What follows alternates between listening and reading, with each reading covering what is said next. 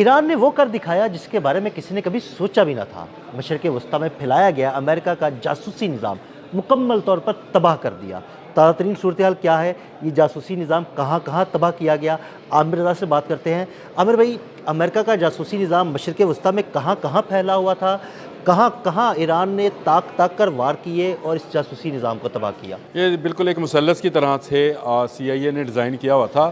آپ نے اگر امریکن ڈالر دیکھا تو اس کے پیچھے ایک پیرامڈ بنا ہوا ہے، اور وہ پیرامڈ بھی اسی طرح سے مثلث ہے ایک، اور اس مثلث میں جو ہے انہوں نے اپنا سی آئی اے کا سسٹم بنایا، یعنی ایک آفس ان کا اسرائیل میں تھا، ایک سعودی عرب میں تھا، اور ایک متحدہ عرب امارات میں۔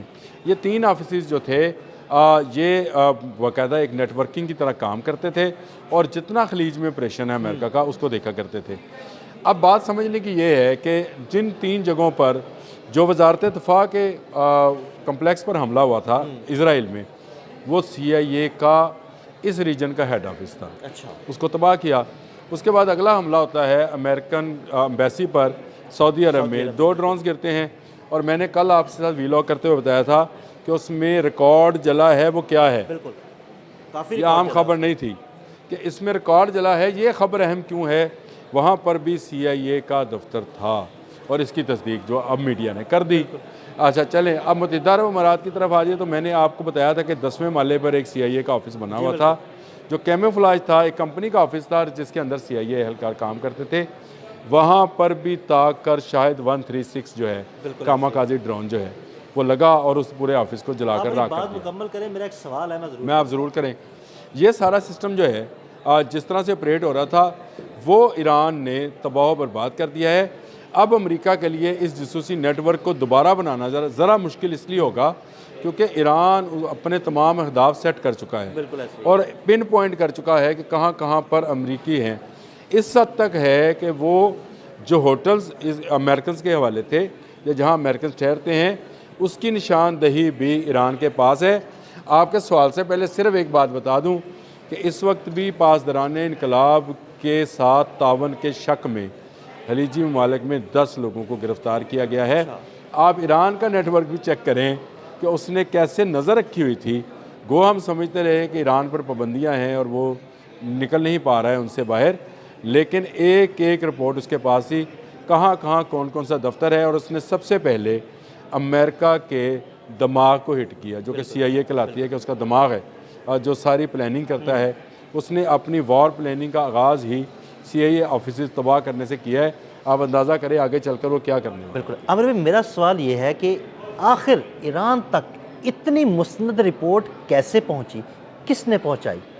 دیکھیں پہلی بات تو یہ ہے کہ یہ میں نہیں کہہ رہا ہوں، میں نے صبح بھی آپ سے بات کی تھی، چائنا اور رشیا، کیونکہ یہ جو موساد ہے یا سی آئی اے ہے یا کے جی بی ہے یا امریکہ چائنیز ہے، یہ ایک دوسرے کی بھنک رکھتے ہیں، یعنی ایک دوسرے پر نظر رکھتے ہیں۔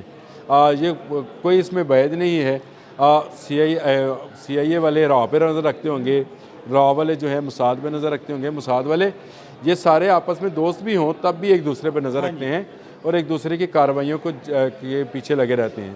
ان کے جاسوسوں کے متعلق جاسوسی کی جا رہی ہوتی ہے، ان کے آفیسز کے متعلق بھی جاسوسی کی جا رہی ہوتی ہے۔ جب ایک کمپنی بنائی جاتی ہے تو اسی وقت پتہ چلا لیا جاتا ہے کہ اس کے پیچھے کون ہو سکتا ہے، اور پھر اس کے پیچھے جو ہے جاسوس، اب میں نام کہنا نہیں چاہتا، ایک جانور کی طرح سونگھتے ہوئے جاتے ہیں، اور اس کی رپورٹ جو ڈیٹا ہے نہ وہ اس کو چھیڑتے ہیں نہ اس کو تنگ کرتے ہیں، موقع آنے پر اس پر وار کرتے ہیں۔ اور یہ وار جو ہے اسی وار میں جو ایران امریکہ وار ہے یہ کیا گیا، پہلا ہٹ ہی انہوں نے سی آئی اے کے آفیسز کو کیا، اور اس کی بنیادی وجہ یہ ہے، اس کی بنیادی وجہ یہ ہے کہ اس جنگ کے متعلق جو ڈیٹا تھا وہ سی آئی اے آفیسز میں اکٹھا کیا جا رہا تھا، اور سی آئی اے آفیسز میں اکٹھا ہونے والا یہ ڈیٹا جو تھا یہ انتہائی قیمتی ڈیٹا ہے۔ اس میں بہت سارے راز خلیجی ممالک کے بھی ہوں گے، بہت سارے راز عرب ممالک کے بھی ہوں گے، بہت سارے راز ایران کے متعلق بھی ہوں گے۔ یہ سارا ڈیٹا جلا دیا گیا ہے۔ یہ جو تاک کا نشانہ لگایا، جو 10ویں مالے پہ آگ لگی، وہ تقریباً 1.5 دن نہیں بجھی، اتنی زبردست آگ تھی۔ اسی طرح امریکن ایمبیسی کے اندر جب یہ آگ لگی، جو 2 ڈرون گرے، تو میں نے آپ سے کہا کہ یار یہ ریکارڈ والا معاملہ کیوں سامنے آیا ہے، تو وہاں بہت سارا ریکارڈ جلا، تو آپ نے مجھے کہا تھا یہ پاسپورٹ ہیں اور وہ بھی ہو سکتے ہیں، لیکن میں نے کہا تھا کہ اگر ریکارڈ کی خبر باہر آئی ہے تو پھر یہ خفیہ ریکارڈ ہو رہا ہے. آج ہی آ گئی خبر کہ یہ CIA کا آفس تھا. عامر بھائی یہ کتنی بڑی ایمبیسی, صرف 2 چھوٹے چھوٹے ڈرون اور اتنی بڑی تباہی. دیکھیں تباہی اتنی بڑی نہیں ہوئی. یہ اگر کہیں کہ پوری کی پوری ایمبیسی ختم ہو گئی, یہ پہلی بات تو یہ ہے. پوری کی پوری ایمبیسی نہیں ختم دو ہوئی, کونوں ریکارڈ جلا, کئی لوگ مارے گئے. 2 کونوں میں یہ لگا ہے. ایک وہ ریکارڈ روم کی جانب لگا ہے ڈرون اس کا, اور دوسرا جہاں پر آپ اطلاع دیکھیں کہ پتہ تھا کہ کس کونے میں ریکارڈ روم ہے اور وہاں پہ ہی. مجھے یہ اس سے بھی زیادہ حیرت کی بات یہ ہے کہ یہ جو شاہد ڈرون ہے یہ رک کیوں نہیں پا رہا ہے. ایک تو رک نہیں, کیا چیز ہے شاہد 136 کاماکازی ڈرون ہے, رک نہیں پا رہا ہے اور ڈیٹیکٹ نہیں ہو پا رہا ہے. اور اس کے لیے میں نے صبح ایک ولاگ بھی کیا کہ یار یہ $20,000 کی چیز ہے, اس کو مارنے کے لیے $4 ملین کا پیٹریاٹ چلانا پڑتا ہے. کتنا وہ بھی ایک نہیں چلانا پڑتا, کئی چلانے پڑتے ہیں.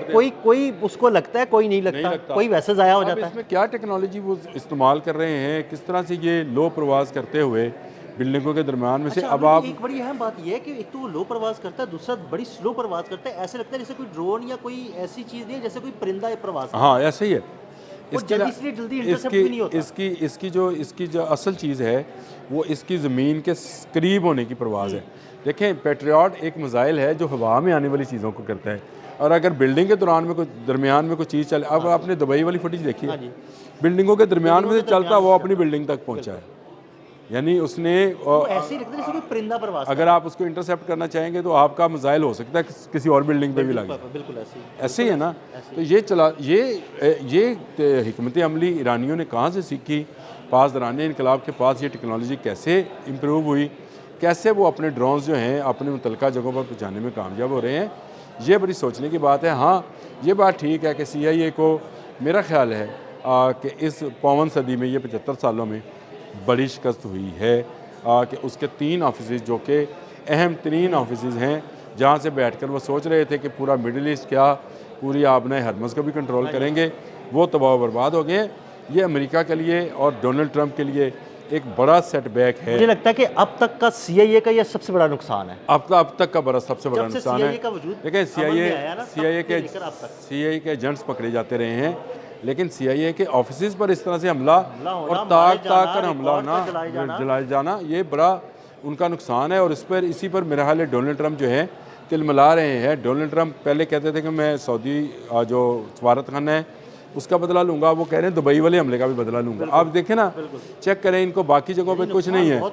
اس نے نہیں کہا کہ برین میں جو ہمارا کنٹرول اینڈ کمانڈ سینٹر گیا اس کا بدلہ لوں گا, اس نے کہا دبئی والا بدلہ لوں گا اور سعودی عرب والا. یہاں پہ اس کا مطلب ریکارڈ کے ساتھ ساتھ لوگ بھی بہت مرے ہیں. مرے بھی ہوں گے. دیکھیں اگر پاسداران انقلاب یہ 650 کا فگر دے رہے ہیں تو میں یہ سمجھتا ہوں کہ ضروری نہیں ہے کہ وہ سارے کے سارے فوجی ہوں. فوجی نوعیت کے لوگ بھی ہو سکتے ہیں, یعنی فوج کے مختلف اداروں کے ساتھ جو لوگ کام کرتے ہوتے ہیں وہ بھی کام کرتے ہیں. اور دوسرا امریکن ایمبیسی کے اندر جو لوگ کام کرتے ہیں یا گارڈز ہیں وہ بھی تو انہی میں سے ہوتے ہیں. تو یہ کوئی ایسا معاملہ نہیں ہے, لیکن یہ فگر بہت. لیکن اس کے علاوہ گارڈز کے علاوہ کچھ سویلین لوگ بھی تو کام کرتے ہیں نا ایمبیسیز میں, جیسے ویزا سیکشن میں کام کرتے ہیں, وہ جیسے ملٹری اتاشیز ہیں. میں تو آپ سے کہہ رہا ہوں کہ وہ تو ایمبیسی کے اندر کام کرنے والے بیشتر لوگ CIA کے ہوتے ہیں. ہر ایمبیسی میں اس ایجنسی کے لوگ ہی کام کر رہے ہوتے ہیں, کیونکہ یہ بڑا سیکریٹ اور سیکریسی والا کام ہے جو کہ وہ کر رہے ہوتے ہیں. بہت شکریہ عامر بھائی. عامر بھائی نے تازہ ترین اطلاعات سے آپ کو آگاہ کیا اور یہ بھی بتایا کہ کیسے اور کس طرح CIA کے آفیسز کو نشانہ بنایا اور کتنے لوگوں کی ہلاکت ہوئی. عدیل احمد اور عامر رضا کو اجازت دیجیے گا. اللہ حافظ.